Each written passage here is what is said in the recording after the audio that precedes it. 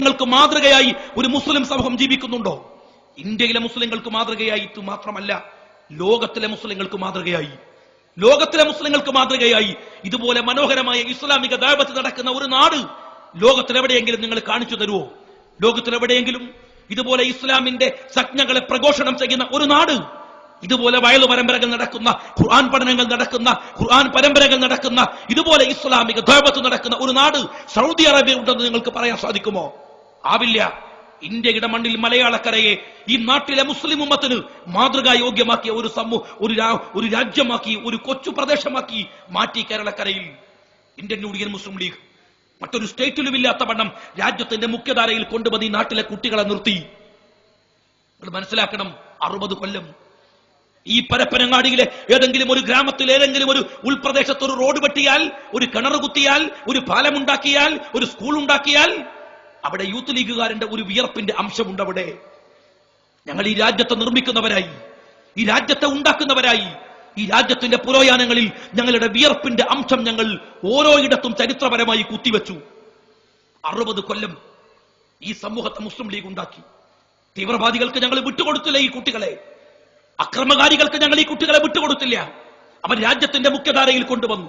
സമസ്ത കേരള ജംഇയ്യത്തുൽ ഉലമ, കേരള നദ്വത്തുൽ മുജാഹിദീൻ, നിരവധി മതസംഘടനകൾ പ്രവർത്തിക്കുന്ന ഈ നാട്ടിൽ ഈ കുട്ടികളൊക്കെ വിവിധ സംഘടനകളിൽ പ്രവർത്തിച്ചു. ഇസ്ലാമികമായിട്ടുള്ള അവരുടെ ഉത്തരവാദിത്തങ്ങൾ നിർവഹിച്ചു. കാസർഗോഡ് മുതൽ അനന്തപുരി വരെ അമ്പുരച്ചുംബികളായ പള്ളികൾ ഈ നാട്ടിന്റെ തെരുവോരങ്ങളിൽ ഉണ്ടാക്കി. ഒരു ഇസ്ലാമിക രാജ്യത്തും ഇല്ലാത്ത വണ്ണം 10,000-കണക്കിന് മദ്രസകൾ ഉണ്ടാക്കി. അവരിലൊക്കെ ഈ രാജ്യത്തൊരു മഹോന്നതമായ സംസ്കാരം ഇവിടെ വളർത്തിയെടുക്കാൻ അവർ ശ്രമിച്ചു. 60 കൊല്ലം ഈ അർദ്ധചന്ദ്ര താരാങ്കിതമായ ഹരിത പതാകയുടെ ചുവട്ടിൽ വെച്ചു.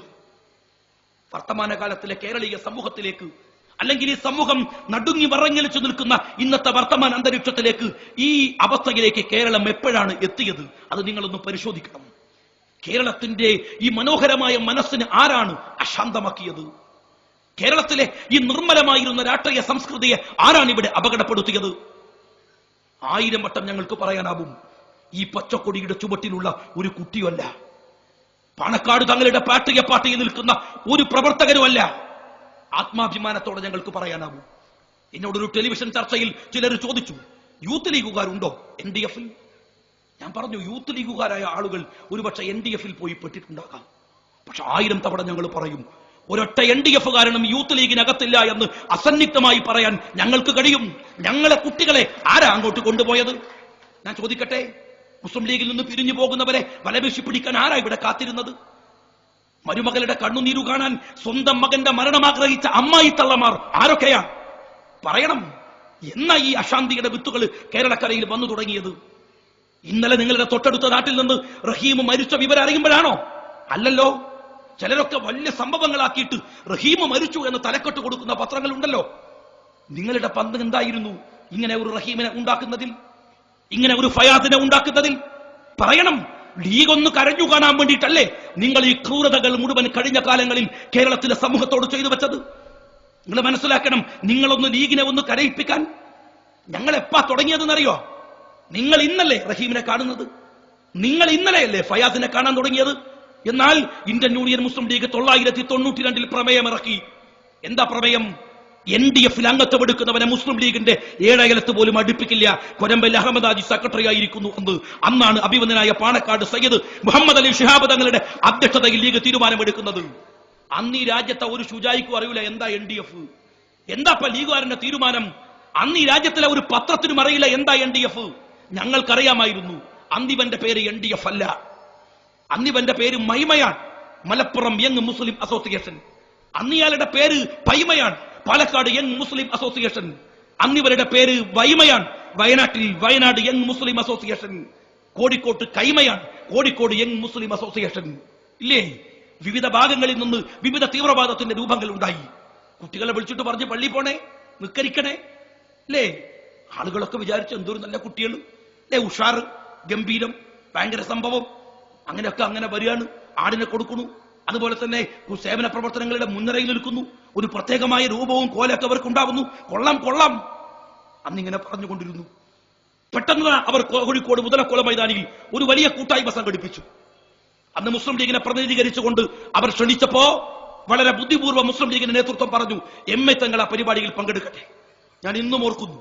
കോഴിക്കോട് മുതലക്കുളം മൈതാനിയിൽ കുറെ കുട്ടികൾ ഇങ്ങനെ ഒരു പ്രത്യേക വേഷഭൂഷാദികളോടുകൂടെ പ്രത്യേക ചലനങ്ങൾ, ഒരാള് ചലിക്കുമ്പോ ഒരേ ഭാഗത്ത് എല്ലാവരും ചലിക്കുക, പട്ടാള ചിട്ടയോടുകൂടി ഒരു കൂട്ടം എങ്ങനെ ഇരിക്കുകയാണ്.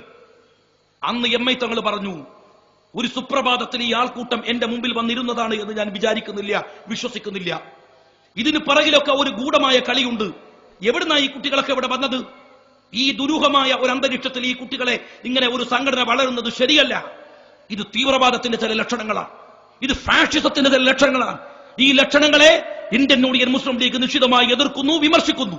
ഞാൻ ഇന്നും ഓർക്കുന്നു. സഹോദരന്മാരെ, പത്രങ്ങളിൽ പരമ്പരകൾ എഴുതുന്നതിന് മുമ്പ്, നിങ്ങളൊക്കെ ഇതെന്താണെന്ന് തിരിച്ചറിയുന്നതിന് മുമ്പ് ദീർഘവീക്ഷണമുള്ള മുസ്ലിം ലീഗ് അന്ന് കോഴിക്കോട് മുതലക്കുളം മൈതാനിയിൽ വെച്ച് നടത്തിയ ഒരു പ്രസംഗത്തിന്റെ വാക്കുകളാണ് ഞാൻ ഈ പറയുന്നത്. അപകടമാണെന്ന് പറഞ്ഞു. പക്ഷെ അവര് പറഞ്ഞു അങ്ങനല്ല, കോഴിക്കോട്ടെ കൈമയും വയനാട്ടിലെ വൈമയും മലപ്പുറത്തെ പൈമയും കൂടി ഇങ്ങനെ മുതലക്കുളം മൈതാനിന്റെ അടുത്ത് വെച്ച് കണ്ടപ്പോ നമ്മളിത് അങ്ങനെ വേറെ വേറെ പൈമയും കൈമയൊക്കെ ആയിരിക്കുന്നത്, നമുക്ക് ഒന്നായിക്കൂടെ എന്ന് കരുതി പെട്ടെന്നൊരു സുപ്രഭാതത്തിൽ മുതലക്കുളത്ത് കൂടിയതാ? അല്ല, ആസൂത്രിതമായി കൂടി. അങ്ങനെ കേരളത്തിൽ ഇവരെല്ലാവരും കൂടെ ചേർന്നിട്ട് NDF ഉണ്ടാക്കി. അത് കഴിഞ്ഞു. അങ്ങനെ പ്രവർത്തിച്ചു വരികയാണ്. ഞങ്ങൾ പറഞ്ഞു, അപകടാട്ടോ, സൂക്ഷിക്കണേ, ശ്രദ്ധിക്കണേ. സകല രാഷ്ട്രീയ പൂങ്കവന്മാരോടും പറഞ്ഞു, ഇവരെ സൂക്ഷിക്കണേ.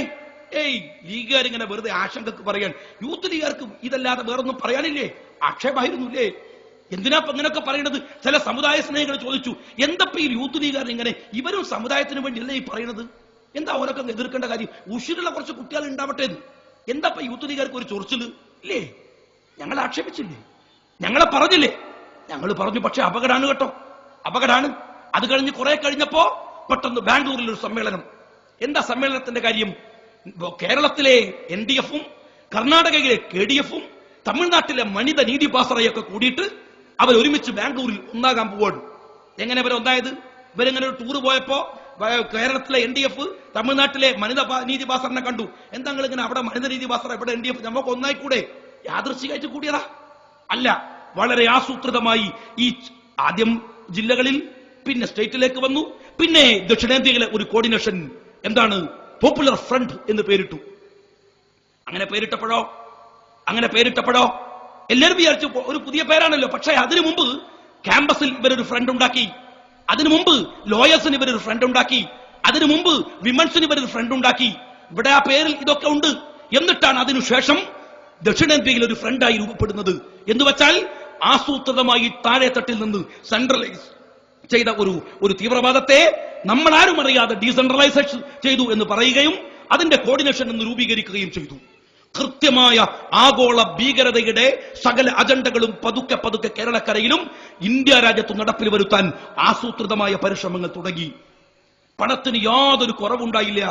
മുഖ്യധാരാ രാഷ്ട്രീയ പാർട്ടികളെക്കാൾ 60 കൊല്ലം കേരളക്കരയിൽ ഭരിച്ചും പ്രതിപക്ഷത്തിരുന്നൊക്കെ ജനങ്ങൾക്കിടയിൽ നിറഞ്ഞു നിൽക്കുന്ന ലീഗിനെ പോലും വെല്ലാവുന്ന വിധത്തിൽ സാമ്പത്തികമായ കരുത്താർജിച്ചു.